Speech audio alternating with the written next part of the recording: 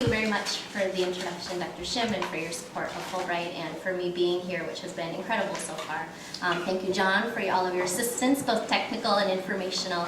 And I also want to thank my husband and partner, Tony, who's in the audience today, as he has been incredibly supportive of bringing me here along with our 3 small children. So thank you. So today I'm going to talk a little bit about my research on Korean adoptees, overseas Korean adoptees, and I'm just going to give you a little bit of preview of what I'll be talking about. So I'm going to talk a little bit first about my personal background and how this kind of influences my research and how I come at Korean adoption as a Korean adoptee myself. I'm also going to give a little bit of a brief background of Korean overseas adoption, which, as many of you know, I could spend this evening and countless other evenings talking about just the background of Korean overseas adoption, but I'm just going to give you a little sliver of that to contextualize my topic tonight. I'll also be talking about my research orientation as a researcher. How do I come at this topic? So the first part is sort of how I come at this as an adult Korean adoptee. The second is how do I come at this as a researcher? And then I'm going to give you an overview of the work I've done regarding Korean adoption, regarding communication in adoptive families. And then I'm going to spend the preponderance of my time tonight talking about Korean adoptees and their communication with their birth families. And so I'm going to be covering several studies that I've completed with regard to this topic, but I look forward to your questions. So getting started with regard to my positionality studying this topic, I've reflected a lot over the years since I started studying this topic as an academic in 2004 about who I am and how my experiences shape my research. And even as I've gone over the years, I've noticed how my research has changed who I am as well. But just to give you a little bit of background, I was adopted into a white American family in 1976. And in that year, I was one of 6,597 Korean adoptees sent overseas for adoption. The highest number was in 1986, when it reached almost 9,000. I was raised in North and South Dakota, so for those of you who aren't familiar with the United States, this is the whitest part of the United States. And I think that because of this, there were a lot of cultural and familial implications surrounding race and difference. And so growing up, this is a picture of me the day I arrived in Minneapolis, and a picture of my sister who was 10 at the time, and you could tell that it was the 70s based on her haircut. But in addition, thinking back on my childhood, my cultural celebrations looked like this, which is a bunch of Norwegian people standing around dancing, and they looked nothing like this. And I don't think that I, even in my wildest imagination, sort of thought that there were people in the world who were being Korean American and being proud of being Korean American. I don't think that even entered into my mind because part of being from the Midwest is not just sort of this Norwegian and Scandinavian background, but also along with this, the desire to avoid conflict and not talk about things that are difficult and not talk about the ways in which people were different. And so that was where my first sort of set of research questions kind of came from. But before we kind of get into that, I want to give just a brief background of Korean adoption overseas. So since the Korean War, there have been over 200,000 Korean adoptees sent overseas for adoption. Mostly they were sent to the US, but a number were also sent to Northern Europe, Denmark, Sweden, and a few to Australia. The percentage of adoptive parents who are white is 99%, so you can kind of gauge already sort of where some of the implications might come from regarding what happens when we have a family that is comprised of a child who is adopted who is non-white and parents who are white. Most children who were sent for adoption had at least one parent who was living at the time of the adoption, where the parents may have thought that they were doing the best thing for their children, where the parents didn't have enough money to care for the children, where the parents were misinformed that they would be able to come back for their child at some point, and so there are a variety of factors regarding the sort of relinquishment of children at that time. And in addition, if you think about babies in terms of supply and demand, as crude as that sounds, at the time where there was a high supply of healthy infants available for adoption from Korea, there was also a decline in that supply in the US, where abortion was being legalized, where the stigma toward single mothers in the US was going down, and so the supply of healthy white infants, which we kind of think of as sort of the Cadillac of adoptable babies, was going down.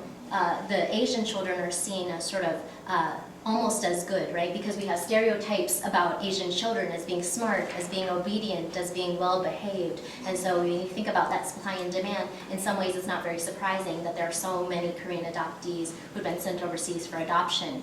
But because the big swell kind of happened in the sort of 70s and 80s, a lot of these adoptees are now adults and are sort of coming back and are able to reflect on their experiences sort of growing up in another country.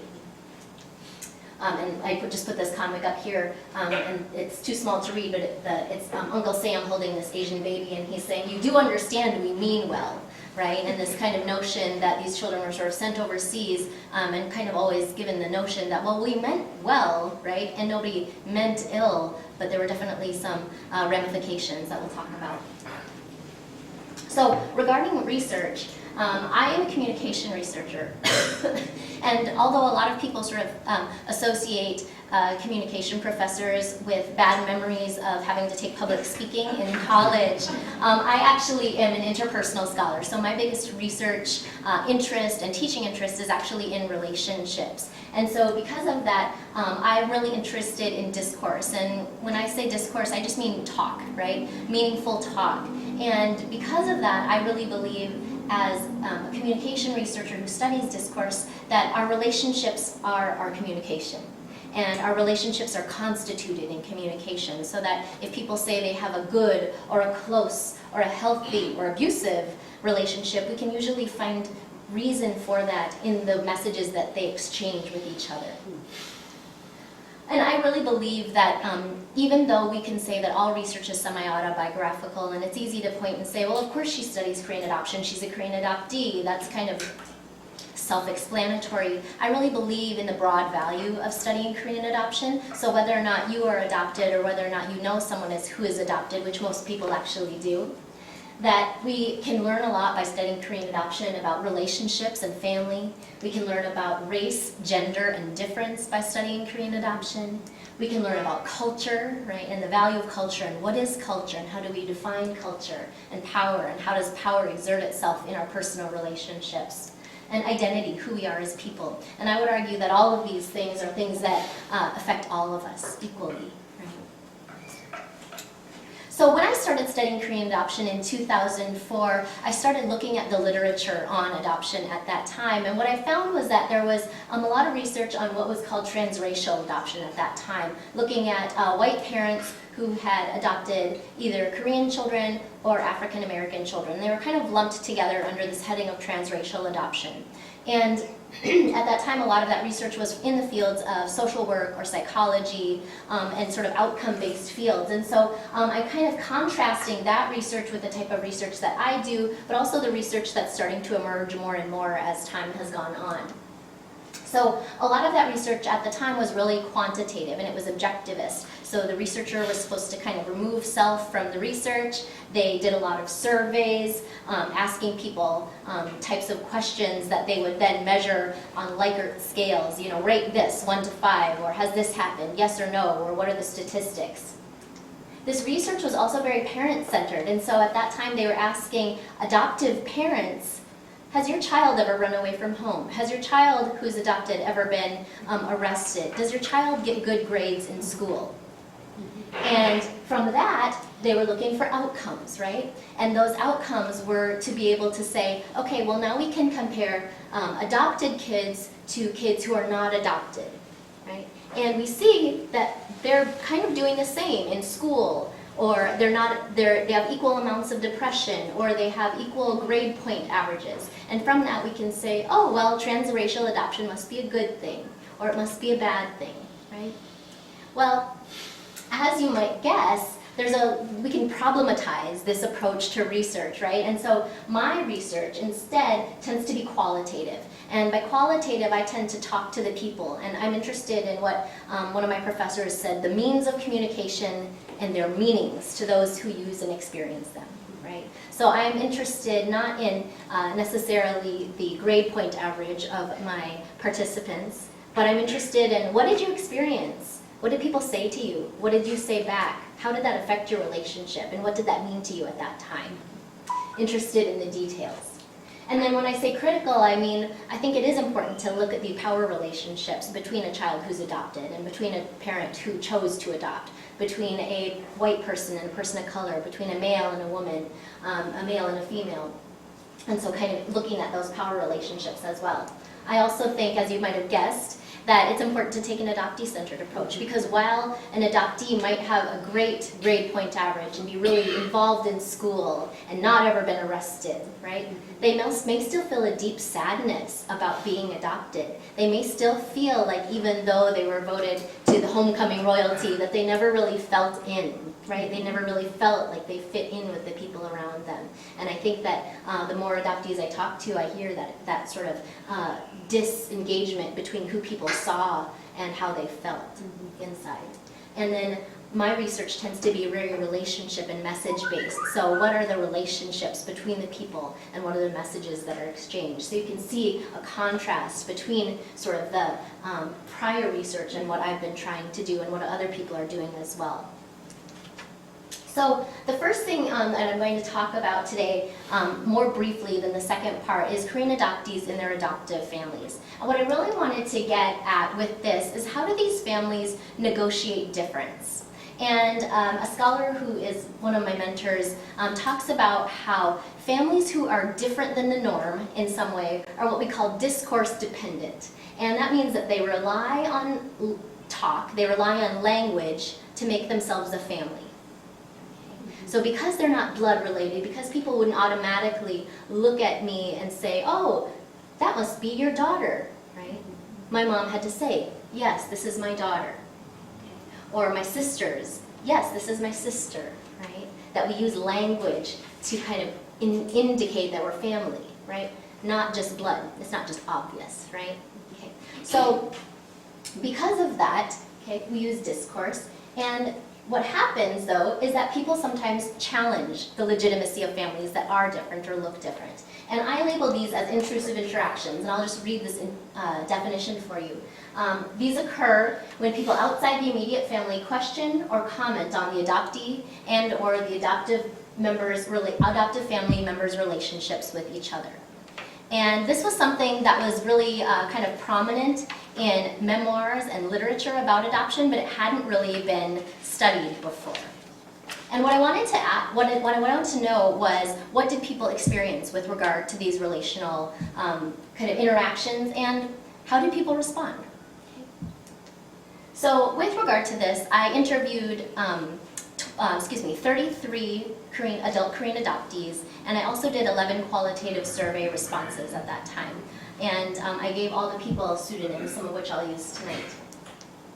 And so I found several categories of these intrusive interactions, and I'm going to kind of let the participants' words speak for them for some of these, so that you can get a sense of what people were saying. So the first category was what we would call relational comments or questions. And one of the most common ones was if there were two children who were adopted, two adoptees in the family that were from Korea, people would often ask, are you real sisters? And so here's what one person said. With my sister, there were always comments like, well, you're not real sisters or anything like that, which is kind of frustrating because, you know, in my mind, these are the people I grew up with. I can't even picture anybody else but them, and I definitely think it was hard to hear these comments and not really understand them. Other people reported receiving compliments, and some of these compliments made people feel objectified. One person said, strangers would say, oh, she's so cute, Asian babies are so cute. Like this one time, I guess this lady told my mom, I should get one. And another person said, it made me feel like I'm a car. Like, oh, that's a really nice paint job on that car, and I didn't really like that. Other people reported mistaken identities or relationships, and so people reported being mistaken for refugees, house cleaners, foreign exchange students. One pair of Korean adoptee twins were cleaning for their parents one day, and the father's coworker came in and said, oh, it's so nice that you have some people here to clean for you. Other people reported that they were mistaken for their sister's boyfriend or their father's girlfriend or their father's wife. And these, with the history of sort of relationships between military personnel and Asian women and the exoticization of Asian women, people, not surprisingly, reported these as creepy and gross. People also reported being stared at, and so I think that that was something that the adoptive parents sometimes wouldn't even pick up on, but the adoptee themselves could feel that people were looking just a little bit too long, right? And that's one of those things that is hard to talk about because it could seem easily dismissible. Just ignore it, right? Or maybe we're imagining it. With regard to parent responses, I wanted to look at how parents responded externally and also how they responded internally. Did they talk to the adopted child about it? And what I found was that oftentimes, excuse me, the parent responded with a lot of pride. They would say, hey, this is my daughter so-and-so, or, this is my son. And, although the adoptees would say, yeah, I liked that my parents were proud, at the same time, they just wanted to be left alone. Right? And I personally recall this kind of made me think about when I was younger, and this would happen to our family, and I actually said something to my parents, I don't like it when people come up to us all the time. And they said, well, honey, they're just curious, and we are so proud, right? And so what I found actually was that nobody in my study said that they ever talked about this with their families, and no parents addressed it with their kids. And I think that's a really interesting point, that it seems like from a privacy standpoint that the parents thought that it was their information to share and not the child's story that was on the line. I also wanted to look in a study, in a separate study, about racism, because Asian and Asian American racism is something that, even though I published a study in 2011, remains really understudied, actually. And I wanted to know what Korean adoptees experienced with regard to racism, and if they talked to their white parents about it. And so what was so interesting, I think, about this study was that even though I talked to 33 people and did a survey to 11, so that's 44 stories, there was very, very little variation in terms of what the people experienced with regard to racism. So the first category was what I would call appearance attacks. So people would pull their eyes back and make fun of the shape of their eyes, the color of their hair. One person reported that she was often called a Chinese nigger. And so these sorts of interactions that really pulled at their appearance and made fun of their appearance. There were also what I would call perceived ethnicity attacks, when they were called things like chink, when people would fake karate moves toward them, and these sorts of things that kind of drew upon what other people perceived as their ethnicity, but drew upon actually stereotypical ethnic representations. And finally were physical attacks, and these were things like getting into fights, pushing, shoving, kicking, hitting. And I think what was interesting about the physical attacks were that although they were experienced by both male and female participants, males reported them more frequently. And one participant actually said, one time a guy called me a chink and I knocked him out and I had to go to jail for it, and I was bummed about that, but it felt really good. So I wanted to look at this question about topic avoidance, which is a communication term that deals with people not talking about certain things. The past research typically dealt with teenagers not talking about sex with their parents, but it turned out actually that there was a lot of topic avoidance surrounding race with regard to the adoptees. And so what I found was that people often avoided talking about these interactions with their parents because their parents were white. Sometimes it was because they had talked to their parents about it in the past, and their parents had responded in really dismissive ways, saying, just brush it off, or keep a stiff upper lip. And so they said, I tried to talk to them about it. They didn't respond in a supportive way, so I just stopped talking about it.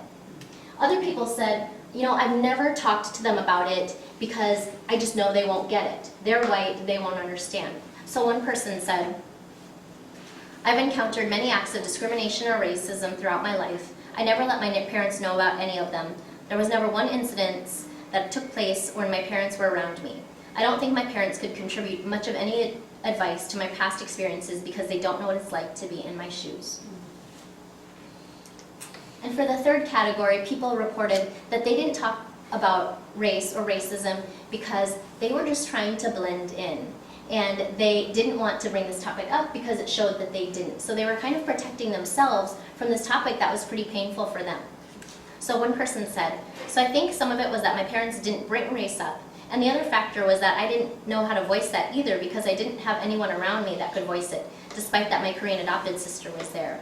I think we were very similar in the sense that we didn't have other people telling us it's okay to talk about being different, especially when people are telling you you should be the same. You kind of feel like it's your fault.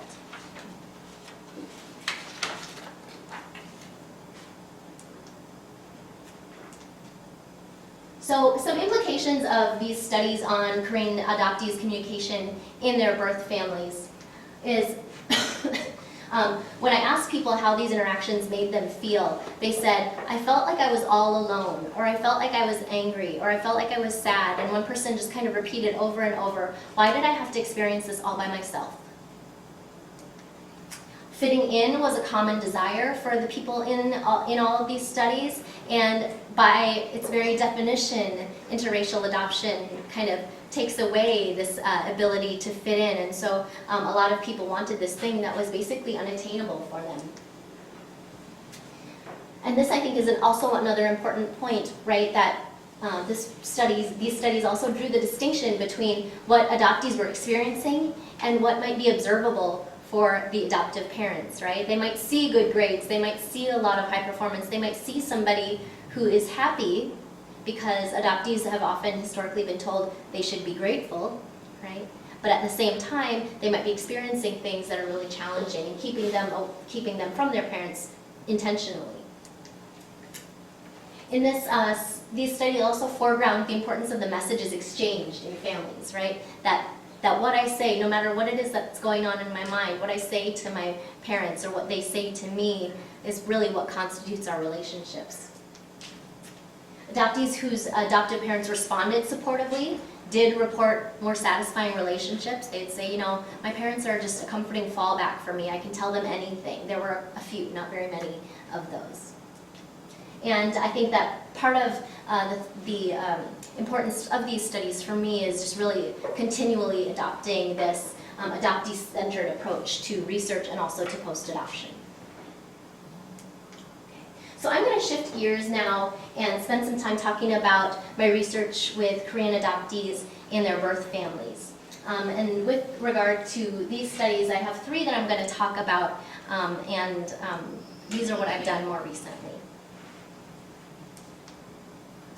So just a little bit of background on birth reunion research and Korean adoptee reunions. So in the same way that I kind of looked at the existing research on Korean adoptees and transracial adoption when I started the research, I started looking at the existing research on birth reunions, and what I found was that almost all of the research that exists up to 2014 is on domestic reunions. Almost every single bit of research that's been done, whether it's domestic reunions in Australia or domestic reunions in Canada or domestic reunions in the United States. So there's been almost 0 research that's been done on transnational adoptees reuniting with their parents in different countries.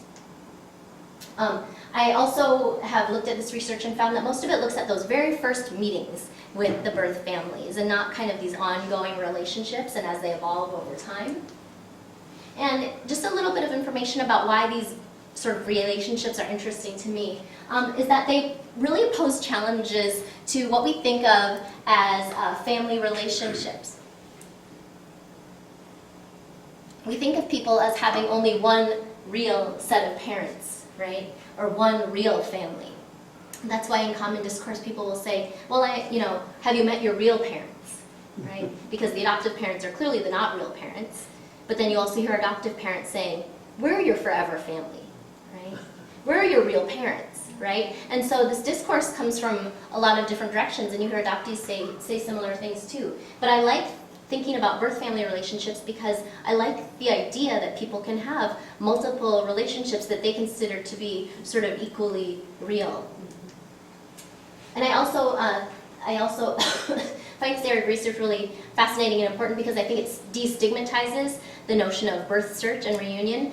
Some early research on birth search kind of said, well, if adopted person is searching for their birth family, there must be something wrong with them. They must be depressed, they must be sad, right? Whereas more recent research has kind of said, you know, it's just an important part of people's identity. If they want to search, then they should search, and there's nothing sort of pathological or wrong with that. And so for me, I think that looking at this and kind of making these voices heard of these stories really allows for us to say, hey, these are normal people doing something that's actually very normal also. And it also kind of makes the invisible visible, right? That these birth family voices get heard, even though they're kind of through the adoptees. We can hear these birth family voices, and they get destigmatized as well. So for this study, I did 19 interviews with adoptees in the US and in Denmark. A lot of these interviews were via Skype. The age at the time of the interviews were 18 to 38 years old. The age at the time of the reunion ranged from 9 to 36. I spoke with one person who had just reunited that past week, like the week before, so she was telling it to me very fresh. I also spoke with somebody who was, 22 and reunited the first time when she was 9. So there was quite a bit of range with regard to those experiences. I interviewed 15 women and 4 men. Typically in adoption research, you'll find that a lot of the samples include more women than men, that women tend to be more interested in birth reunions and search than men do. 11 out of 19 had intact birth families, meaning that their parents either were still together or that their parents had been together and one had died. So the first study I did dealt with Korean adoptees' initial meetings with their birth families. And what I wanted to look at was what we call internal boundary management strategies. And internal boundary management strategies deal with communication within the family that create a sense of family. So just as adoptive families with a child from Korea are discourse dependent because they're not blood related and they look different, people who reunite with their birth families are also discourse dependent because they don't really know each other anymore, right? And that they don't have the what I call relational history to draw upon, right? A lot of people will had said, I felt like I was meeting strangers, right? Or they're very excited to meet me, but I felt like I was talking to strangers, right? And so they're discourse dependent for kind of the opposite reason. And so in this study, I looked at the discussion, so what did they talk about? I looked at the narratives, what stories did they tell? I looked at the rituals, because rituals are an important part of kind of building a relationship with somebody. And with regard to these, we can see that these sort of communicative things that occur within these families serve to start building a sense of family identity. Okay, so what did they talk about in these first meetings with each other? So I first looked at the messages from the adoptee to the birth family. And the first and most common message was one of exoneration. So the adoptee wanted to exonerate the members of the birth family and tell them to not feel bad and to not feel guilty for giving them up for adoption. So one person stated, I wanted to let them know that I wasn't angry at them because there's so much guilt with this adoption thing, and I didn't want them to feel guilty about it.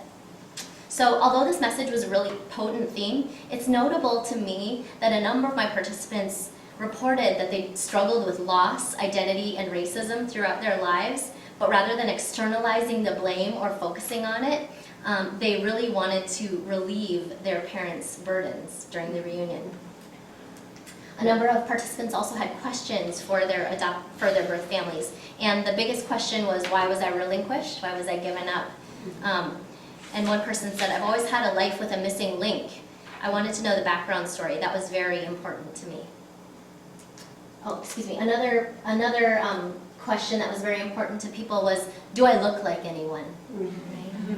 And so this was a very, very important one for people. One person said, I have very short and wide thumbs, and they're unlike anyone else's in my family. And I've always wondered where they came from, and I wondered if my birth family had these thumbs, like if it was hereditary. And so I asked them, or my translator asked them, and my brother got all excited and showed me his thumbs, and they're exactly the same. And she said, it sounds really funny because it's such a little thing, but it meant so much to me. I also looked at the initial messages from the birth family to the adoptee. And the most common one was apologies. And so just oftentimes over and over, I'm sorry, I'm sorry. One person said, so my birth father grabbed my face and talked to me, and from what I can understand, he would say, I'm sorry, I'm sorry, I'm sorry. He just apologized, and he was crying, and I was crying. And then my birth mom was hugging my aunt and meeting my husband and the kids, and he was just holding me for so long. And then she hugged me and apologized a lot and cried. And they kept apologizing and telling me that they loved me, and that was most of what they could say in English. Along with that were expressions of love, so saying that they love them. And I would say that if there were two things that the Korean parents learned to say in English, it was, I love you and I'm sorry. There were also expressions of gratitude, so at times the adoptive parent accompanied the adoptee on the reunion, and so oftentimes the birth family expressed gratitude toward the adoptive family. So someone said, my adoptive mom met them all and they were so sweet to her. They just kept saying thank you, and they were like, thank you for adopting her and thank you for giving her such a good life. We can tell that she's well taken care of and that she's a great person. And they just kept thanking her over and over again. And my mom kept thanking them and saying, no, thank you for giving her to me. And it was just incredible. I don't even know how to describe it in words. And then finally, the birth family members were often not shy about giving advice to their child. So they would give advice such as, move back to Korea, be a good child to your adoptive parents, do well in school, concentrate on the positive, and where relevant, get married. As one person recalled, when they first met me, they said, I think some very stereotypical things like, are you going to get married? When are you going to get married? You should marry a Korean man. You should really marry a doctor or a lawyer or a teacher. Marry a teacher, that's a good one. And I found out that that's one of the most respected professions in Korea. It's this whole notion of being treated like a Korean because that's the only way they know how to treat you, but not necessarily the way Westerners are used to being treated. After discussions, I looked at narratives, and with narratives, I was interested in the stories that were shared within the family. So adoptees tended to share positive life narratives. So they talked about that they did well in school, that they had a nice family, and so one person said, like, eventually when I met my father also, all he did was apologize. My birth mother was all she did, and my biggest thing was, no, I'm fine, no big deal. Like, yeah, once in a while this whole identity thing kind of sucks. You're just like, I don't fit in here, I don't fit in there, and you're just lost. But everyone has their own identity crisis, and everybody goes through it, and we all just do it in different ways at different times. And so the biggest thing I was trying to convey to them as a response was, I'm happy, I'm healthy, don't feel bad, don't regret anything, it's okay, I'm here now. And so you can see this kind of tug between, here's what I experienced, I don't want you to feel bad, I'm happy, right? It was hard, but I'm happy, right? And oftentimes adoptees were what my mother would always call accentuating the positive. And so they talked about education, happy life. Birth family narratives focused on the reasons that they had to give the child up for adoption. So the story beyond relinquishment, regarding oftentimes poverty and infidelity. So these themes regarded, we wanted to keep you or we went back for you. So one person said, basically they were very poor at that time, they lived with a lot of family members, they had a cart, my older sister was sleeping under that, so it was very difficult at that time. This person continued her story saying her family went back to the orphanage to find her 4 months after she was born, but was told that she had already been adopted. This person found this information painful and comforting at the same time. She said, I think that's been one of the harder things to know, that she went back, but I think it helped to know that she thought about that as much as I had. And one thing that I think really stood out to me when talking to the adoptees about the stories that they heard from their families was that they often said, you know, they didn't make sense, right? Or all the pieces didn't fit together. I still, though I've asked them many times, I still don't understand. And we call this in communication a lack of narrative coherence. The story doesn't necessarily fit together, right? And it could be, I could speculate, it could be trauma, it could be memory, it could be a lot of different things going on. But adoptees found them confusing. And so one person said, once people, if they're able to reunite, it only leads to more questions, and that's the thing. You have all these questions. Even if you get them answered, all it does is create more questions. And so I think that one of the challenges for me to realize was, okay, so you answered this about me, but I just had 10 new questions based on the thing you just said, because this doesn't make sense, or that, then what happens? Another person said that her birth sister became frustrated with her inquisitiveness, and she recalled, my sister got mad at me one time. She's like, why do you keep asking Mom all these difficult questions? It's like, well, I want to know. She's like, well, you already asked that question, but it didn't really get answered fully. And then finally, I looked at family rituals, so the things that tended to be done across people's experiences. One thing that was very common was extended touch, so being touched a lot by one's birth family. Excuse me, I'm getting over a cold. One person said, my birth mother basically just got up and started doing this to me. Started grabbing my arm basically, and I think it was just to see if I was really real, if I was really there. And I'm kind of standing there like, hello stranger. I didn't cry, I wasn't really sure what to do, so I kind of just let her stand there and do this to me. And so eventually she hugs me, so I hug her back. Like if somebody hugs you, that's what you do. But to me, I'm hugging a complete stranger. Other people reported exchanging gifts with their families. Participants remembered that their parents gave them gifts. Some of these gifts created discomfort, which I'll talk about in the next study. But participants also reported bringing gifts for their birth family. Oftentimes they brought photo albums of themselves as they were growing up.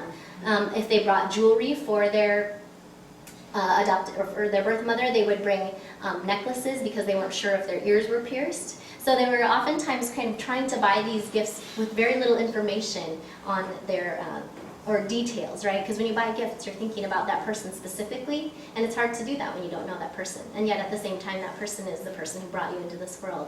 So it's a very kind of contradictory filled thing to do. Other people reported going on outings or trips.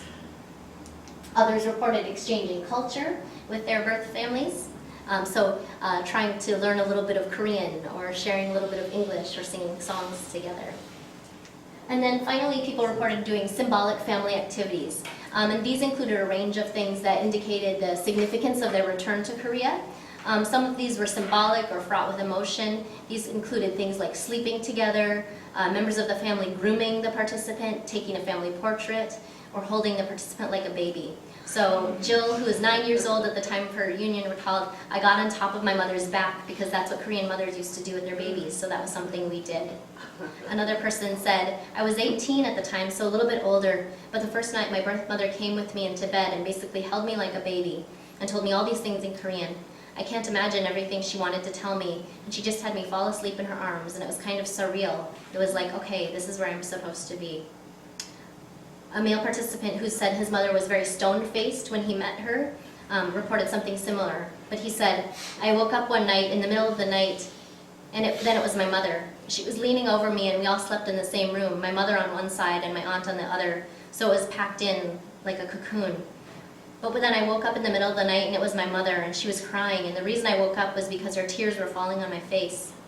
Then I found out that it was because she had held it back all this time. So it was amazing to meet her. It was even more amazing than meeting the rest of my family because I felt very close to her, just because of that connection between mother and child. 2 participants reported visiting the graves of deceased family members and reported those as being very meaningful. One person said, they just had let me have a moment to sit there, and I was able to touch my mother's gravestone and feel all the writing on it, and she started to cry. And the emotionality of these moments, to me, really kind of suggests the loss that's created through these adoptions for both adoptees and their birth families. Adoptees lose their birth culture, their country, and their family, and birth families lose their children. So writing of birth mothers, I quote Kim, who said, it is clear that economic, social, and political oppression, in conjunction with practical forms of euphemized violence, made adoption the only possible or responsible choice. But reunions, to me, serve as inevitable reminders of these losses. I'm going to shift gears and talk a little bit about cultural differences that people experienced. As one might guess, since most of the adoptees were Westerners and the birth families are Korean, there will be cultural differences. And I wanted to know what cultural differences did adoptees report experiencing, and then how did these influence how much they felt like they belonged in their families. So with regard to cultural differences, the first one was family roles and expectations. Excuse me. So this regarded things like receiving questions and advice. So participants reporting that early on, members asked personal questions or offered unsolicited advice related to romantic relationships, getting married, jobs, things like that. Americans tend to be individualistic and low power distance. Koreans tend to be more group-oriented and high-power distance. Therefore, I will tell you what to do and you should listen to me, versus no one will tell me what to do, and I don't listen to anyone. These kind of also fell into join the family. So birth families were reported to encourage participants to move to Korea and or uphold the same responsibilities as their Korean siblings. One person said that her family asked, "Aren't you going to come live here forever?" And her response was, "No, all my family and friends are back in the US. I have family and friends in Korea now," because she had lived here for a while, but that's my life back in the US. Other people reported that showing a lot of respect for their Korean father was a very big deal for them. One person reported he had met his birth brother the day before and that met his birth father the day after. But he said, "As you know about Korean culture, there are so many ways to step on people's toes. And so what my brother didn't want to have happen was for my father to be insulted that I met my brother first. And so we went into that meeting with my father under the guise that my brother and I had talked on the phone yesterday, but we hadn't met. So I was supposed to pretend to meet him for the first time as well." Beauty and femininity was another important theme that arose. So female participants in particular reporting either explicit or implicit pressure to conform to Korean standards of beauty. One person reported that her father tried to take her out to buy her diet juice when she was 16 years old. Other people said that whether it was in appearance or demeanor, they felt pressure. One person said, "I'm really loud, and so I was very aware going into meeting them to sort of hold back or pull back. Like my adoptive mom said, I've never seen you this quiet before because I didn't know what to say. I like to use my hands a lot when I talk, and so I felt pressure to conform to cultural standards." And so, definitely dressing appropriately. I didn't want them to think I was some hussy, so I tried to make sure my hair was pulled back, that it was done, and that I wasn't wearing too much makeup, and that I was covered. There were also expectations for interactions, like touch that I mentioned already, but also what I call warm versus cold. So one or more members of the birth family for this theme were perceived to be kind of closed off or taciturn or unwilling to talk about the adoptee's story. Another one is feeding. So a number of participants mentioned that their birth family either encouraged them to eat a lot, manimogo, or to feed them physically. So one participant said, "It was funny because my oma kept trying to feed me, spoon feed me and my son, and the adoption agency warned me that she's probably going to want to feed you, like spoon feed you, and I told her I don't like being fed to. But I let her, and I had never tasted Korean food before, and so that was cool because I loved it."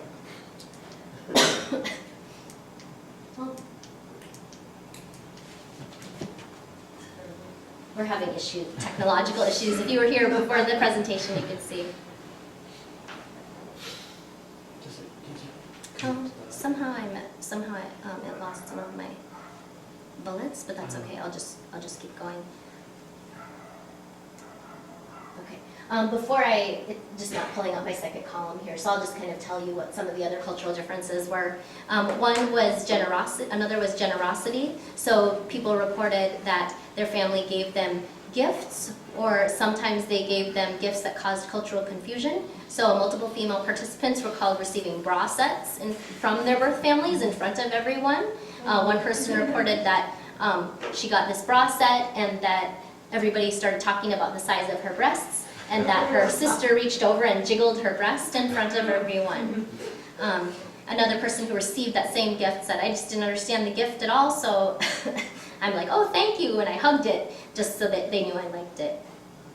Other people reported superficial differences, so things like slurping soup, or one participant said that her mother came to stay at her house and her mother wouldn't sit still and wanted to cook and clean all the time.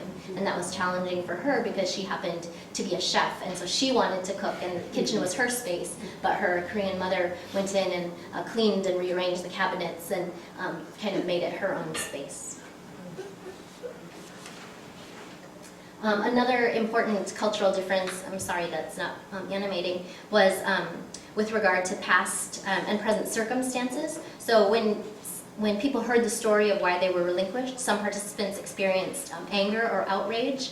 One person said, maybe I was critical in my questions to them, so my father got really angry, and he's very dramatic, so he's like, okay, Korea was a lot different than where you come from. We were very poor, and you can't imagine what it was like, so please respect that, okay? And I was like, yeah, okay, I respect that. I'm trying to understand that. That's why I have to ask all these questions. And my mother is very calm, so she was like, okay, that's fine. Other participants reported that at the time of their reunion, their existence remained a secret from their birth mother's relatives or their father. So the mother had remarried someone else and didn't know that she or he existed. So they had to kind of sneak around, and the mother would tell the husband that she was going shopping or that she was going away for the weekend, but she was really spending time with the adoptee. One person said, my birth mother really wanted to stress the fact that she cannot talk about me yet to her present family. She really wants to tell, but she has a daughter who is 4 years younger than me, and I think she wants her to get married before anything happens, because if my birth mother gets rejected from her family, it will affect her daughter and their relationship and maybe their financial status, because my birth mother will be abandoned from her present family if she tells about me. So for some people this felt like a double rejection, right? That they were abandoned, but then also kind of this sort of dirty secret for the family. And then finally, with regard to the study, I wanted to look at Korean adoptees' sense of belonging and how these cultural differences affected their sense of belonging. So for the first group, people said, you know, it didn't really affect it. I still felt like I belong in this family. It just feels like a family. One person said, I can say more than ever after I met my family that blood and DNA has such a big role in who you become, or at least what I've become. I resemble my adoptive parents not at all in any way, and they've influenced me for 15 years, and I still don't look like them at all. And then I go to Korea and meet my mother or father, and instantly I can feel their personality and who they are within a second, and I just connect with them. I have this great chemistry despite the language or cultural differences. I think that says a lot.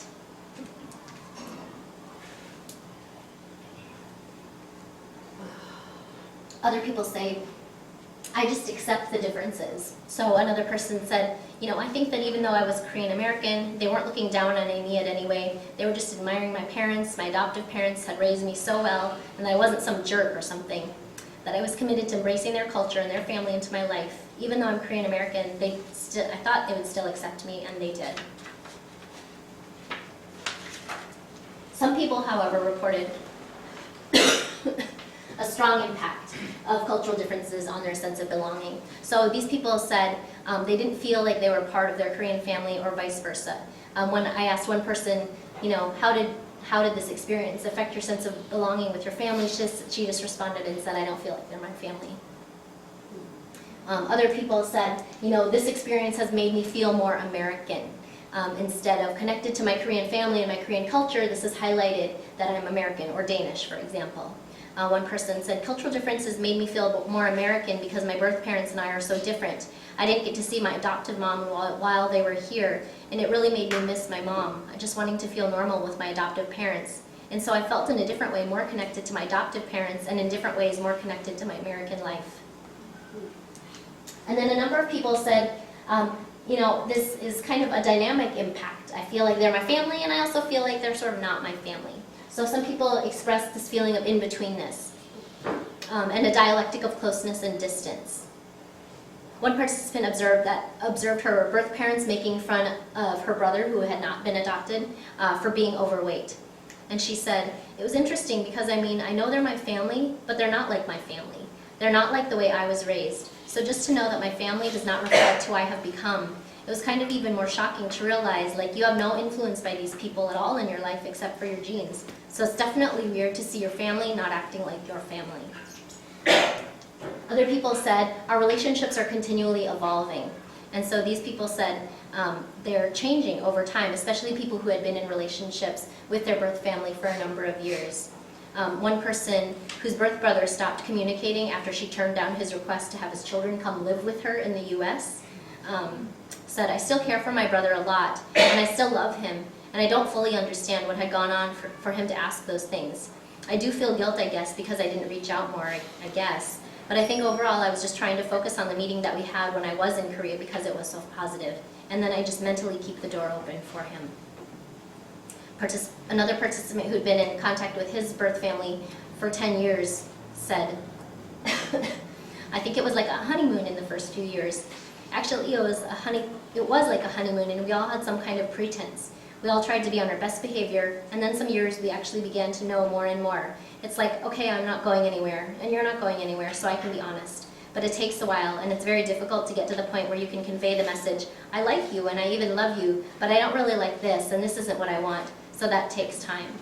And what I think is interesting about these cultural differences and the impact that they have is that when we think of cultural differences, we often think about those sort of surface things like, do we shake hands or bow, or do we eat rice, or do we eat pasta, or whatever it is. But really, when we think about culture, cultural is what I call ontological, meaning that culture is dealing with who we are. Right? What does it mean to be a woman? What does it mean to be a man? What does it mean to be a daughter? What does it mean to be a son, a mother, a father? And when we have those differences in how we perceive what it means to be, those cause a lot of challenges, I think. And just very quickly, this is my most recent study, and this looks at the use of names and labels for birth family members.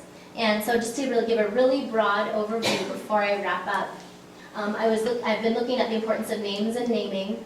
I've been looking at how do adoptees label their birth family when they're talking about them. Do they say, my Korean family, my birth family, my mother, my father? And how they talk to them. What do they call them when they're interacting with them? Do they call them Oma, Ba? Do they use their first names? Do they just call them Mom and Dad? And I've been looking at the motive, so why do they use those names? And what I found that's really interesting is people will say things like, well, I call them Ama, Ba, but it's different than Mom and Dad, because Mom and Dad means something really different to me, and I would never call them Mom and Dad. So just kind of concluding with some implications here tonight, and thank you for your attention. I know that it's a long day and it's a lot to listen to at the end of a Friday. So just some implications and conclusions. I think that the more that I look at Korean adoptees in their birth families and in their adoptive families, they undergo a lot of emotional labor. And by emotional labor, I mean work, right? They have to reassure their adoptive families that everything's okay. Even if I'm going to reunite with my birth family, I still love you. I still care about you. They have to exonerate their birth family. Okay, now you shouldn't feel bad because you gave me up, right? So they're trying to make everybody feel okay about this thing that they had no control over and that actually had a really big impact on who they are. They have to navigate cultural and language differences in reunion, which is challenging for anybody who is living abroad. That is challenging when you're doing it in a culture that you should feel connected to but feel actually disconnected to. There's a lot going on as well. And just the information overload of trying to make sense of what happened 2, 3, 4, sometimes 5 or 6 decades ago, and how it relates to your story. Having a coherent life story is actually related to a lot of positive psychological outcomes, so people's stories are actually quite important. With regard to preparation and managing expectations, I think that it's important for people to debunk these common media narratives where you meet and it's beautiful and wonderful and you feel the sense of connection, but rather that it's a long, ongoing process for a lot of people having these birth reunion relationships. And to give increased voice to Korean birth families.